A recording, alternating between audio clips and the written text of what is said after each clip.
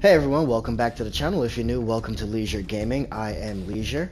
I hope everyone had a safe and fun Halloween and all the parents got to eat their kids' candy, because I definitely did.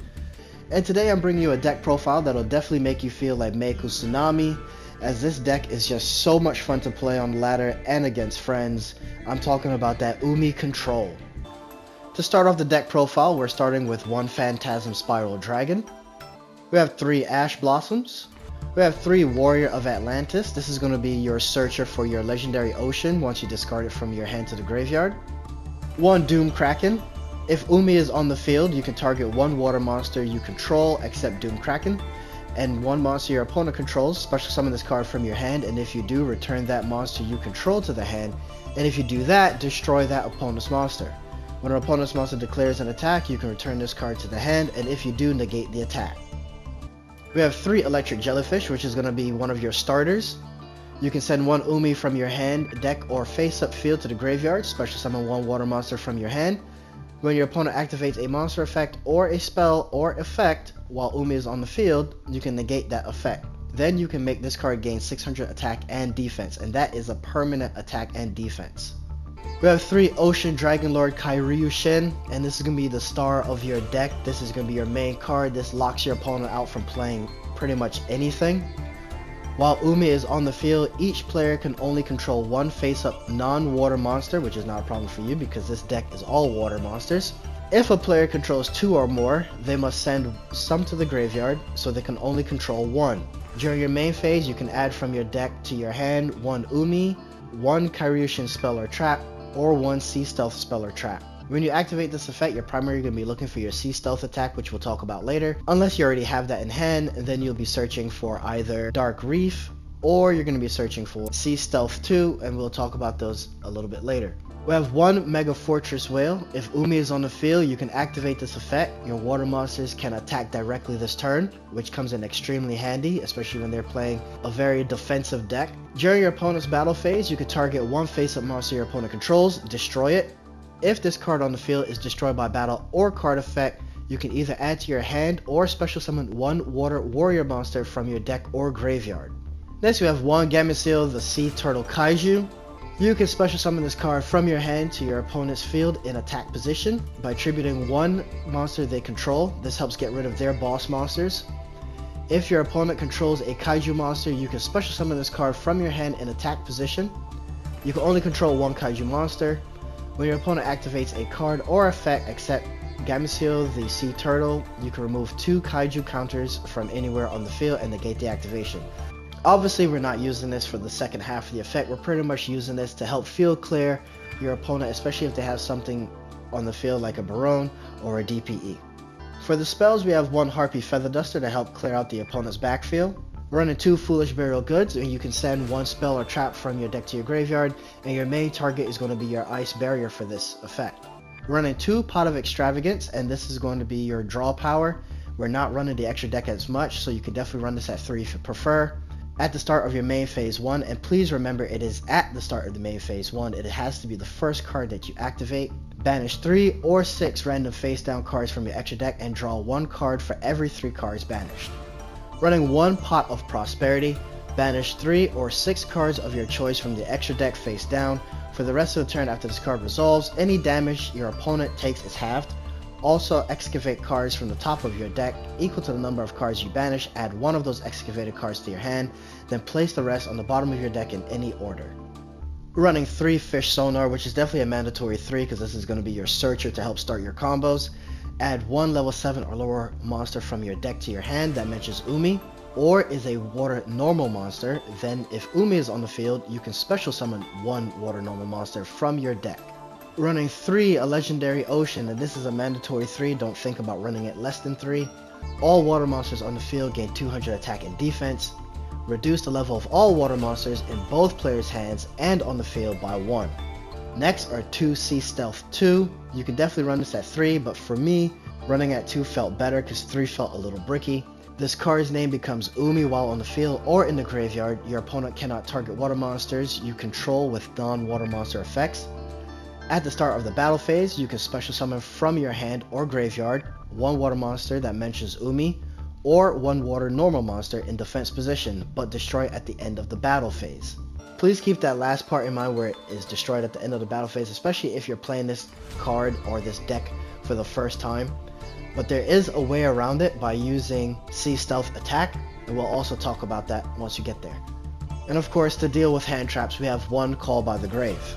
To start off the traps, we're starting with 3 Ice Barriers, which is going to be your primary target when you use your Foolish Burial Goods like we've mentioned before. When an attack is declared involving your opponent's monster, change that opponent's monster attack to 0, negate its effects. Also, it cannot change its battle position. This is permanent. You can banish this card from your graveyard, which is why you would end up using your Foolish Burial Goods, to send one level 5 or higher water monster from your deck to your graveyard. Then you can add one water monster from your graveyard to your hand. Also, until the end of your next turn after this effect resolves, you cannot special summon monsters except water monsters. So when you activate this effect in the graveyard and you banish your Ice Barrier, your primary target is going to be your Ocean Lord. If you already have Ocean Lord, then you can actually start searching out either your Kaiju or your Mega Fortress Whale. We have 2 Infinite Impermanents. Next are 2 Kairyu Dark Reefs, and I run this at 2 instead of 1 because I always seem to get Harpy Feather Dusted or Lightning Storm first turn every time I play this. So having a second one as a backup really helps. Send 1 face-up Umi you control to the graveyard, special summon up to 2 monsters with different names from your hand or deck that mention Umi or are water normal monsters in defense position. Then, if your opponent controls a water monster, you can special summon any number of level 6 or lower water normal monsters from your hand or deck. Until the end of your next turn after this card resolves, you cannot special summon monsters except water monsters. And last, I have 2 Sea Stealth Attack. You can definitely run this at 1, but once again, it's the same reason. I always seem to get Harpy's Feather Dusted or Lightning Storm first turn, so having that second one really helps. When this card is activated, you can activate 1 Umi from your hand or graveyard. While Umi is on the field, this card gains these effects. Once per turn, you can banish 1 water monster you control until the end phase. Face-up spells or traps you control cannot be destroyed by your opponent's card effect. At the start of the damage step, if your water monster whose original level is 5 or higher battles an opponent's monster, destroy that opponent's monster.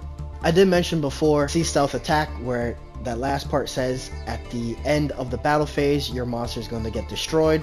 Before your battle phase ends, activate the first effect of the Sea Stealth Attack.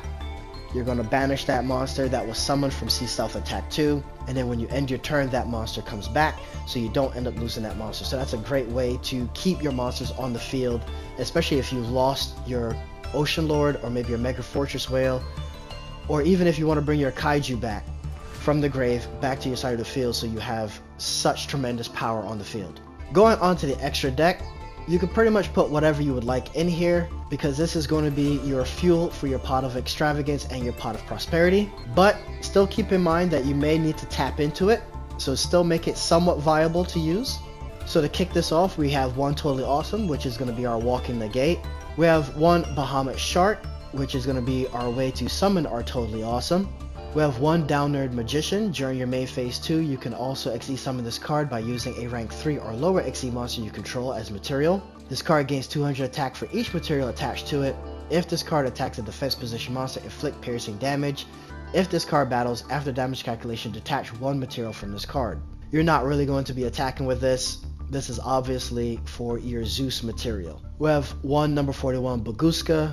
Once per turn, during your standby phase, detach 1 material from this card. If you cannot destroy it, this attack position card cannot be destroyed by your opponent's card effects. Your opponent cannot target this attack position card with card effects. While this card is in face-up defense position, which is primarily what we're going to be using it for, change all face-up monsters on the field to defense position. Also negate the activated effects of the monsters that were in defense position. 1 number 4 Stealth Kraken. All face-up monsters on the field become water. Once per turn during the main phase, you can destroy 1 water monster your opponent controls, and if you do, inflict damage to your opponent equal to half the attack it had on the field. If this XE summon card is destroyed, you can special summon Stealth Kraken spawns from your extra deck up to the number of materials this card had. Then you can attach up to 1 water monster from your graveyard to each of those special summon monsters as material. 2 Stealth Kraken spawn. Once per turn during the main phase, you can destroy 1 water monster your opponent controls, If this card, special summoned by the effect of a number XZ monster, is destroyed, you can special summon other stealth Kraken monsters from your graveyard up to the number of materials this card had. Then you can attach up to one water monster from your graveyard to each of those special summon monsters as material. 1 Yugioh the Sea Castrum. During either player's turn, you can banish one random face-down monster from your opponent's extra deck face up, and if you do, this card's attack becomes equal to the banished monsters. During either player's turn, you can detach one XZ material from this card, then target one of your opponent's banished fusion, synchro, or XZ monsters, return it to the extra deck, and if you do, destroy one monster your opponent controls with the same monster card type, fusion, synchro, or XZ.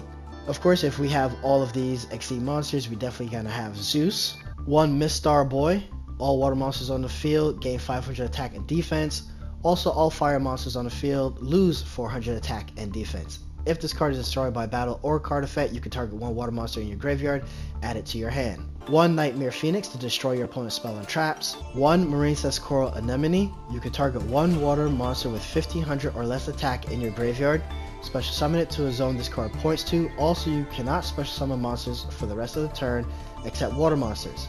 If this card is sent from the field to the graveyard, you can target one Marine Cess card in your graveyard except Marine Cess Coral Anemone and add it to your hand. 1 Area the Water Charmer, which I think is a really good card for the extra deck, especially since there's a lot of Marine Cess and a lot of other Umi Control cards being played. You can target one water monster in your opponent's graveyard, special summon it to your zone this card points to. If this link summon card is destroyed by battle or is destroyed by an opponent's card effect while in its owner's monster zone, you can add one water monster with 1500 or less defense from your deck to your hand.